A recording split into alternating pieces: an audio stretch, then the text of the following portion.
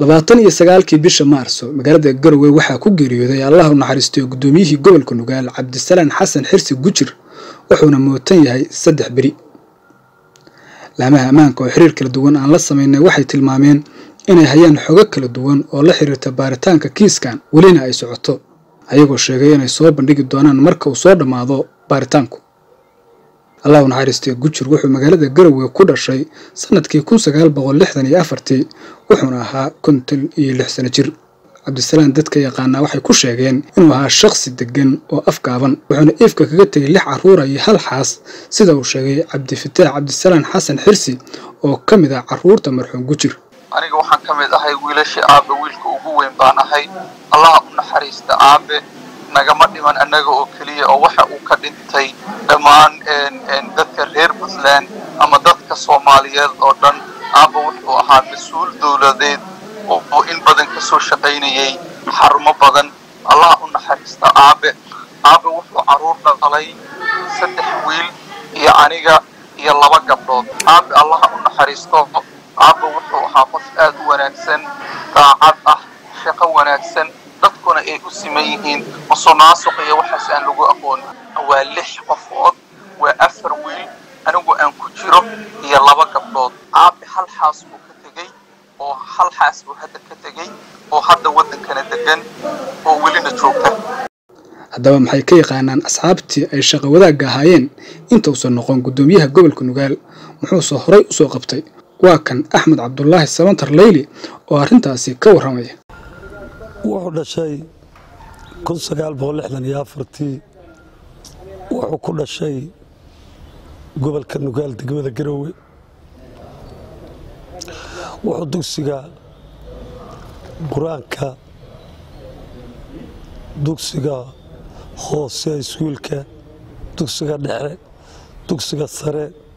uu ku dhamaystay isla gobolka Nugaal degmadiisa Garowe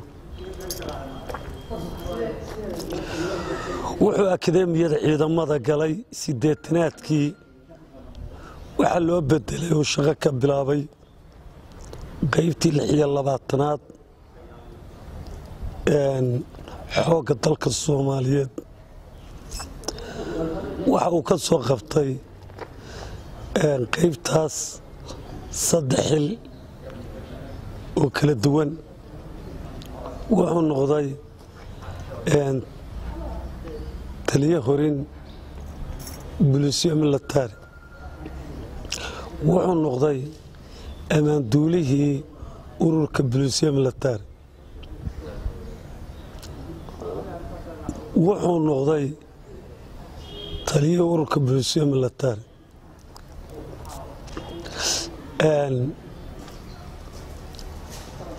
waxa loo soo bedelay qayb cusbayd oo 27aad loo bixiyay oo burco ka dhisnayd iyadana wuxuu ka soo qabtay 2 xil iyaduna ugu dhacay burburkii wuxuu ahaa markii burbur ku dhacay gaashaanle mijir taliye urura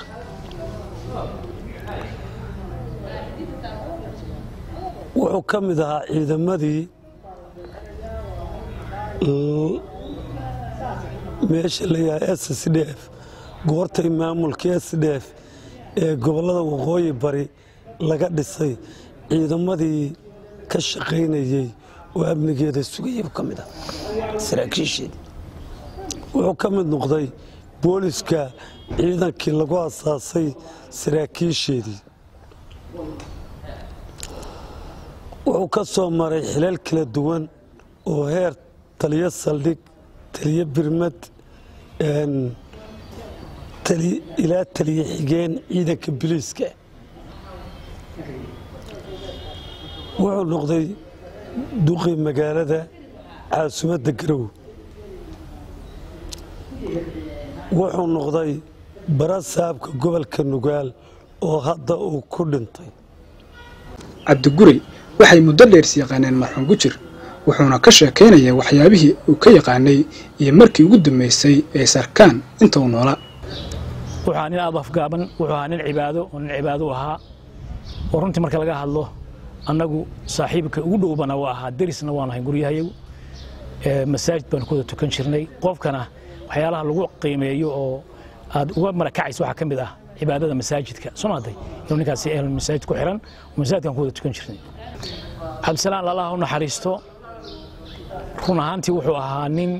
hamigiisu marba saarnaa inuu wax qabto hamigiisa marba uu ahaa inuu nidaamka dawladnimada u dhawaado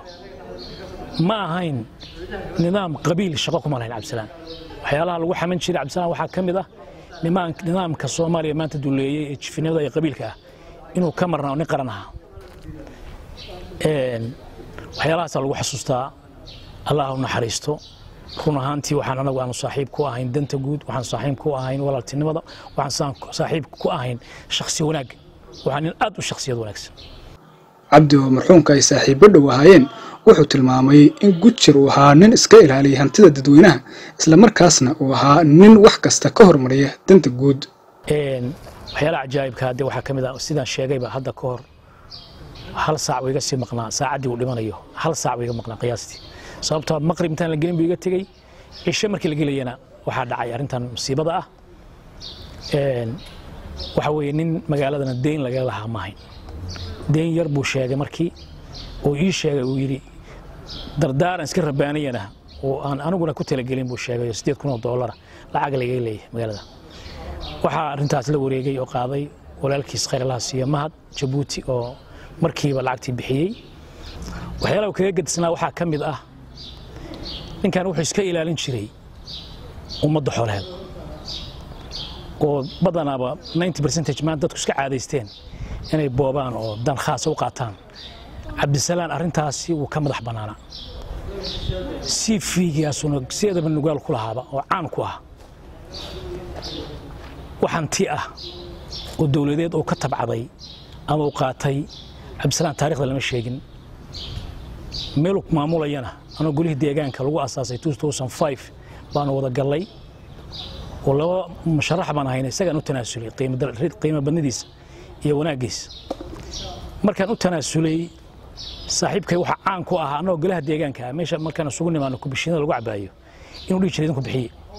isagoo khasnad dawladda isagu maamulo gacanta ku haya markaasaan ula kaftana waxaan dhigi jiray gudoomiye adigii baa gacanta ku haya golaha deegaanka mushaar ma wuxuu dhigi jiray war cashuur mad laga qaaday masaakiina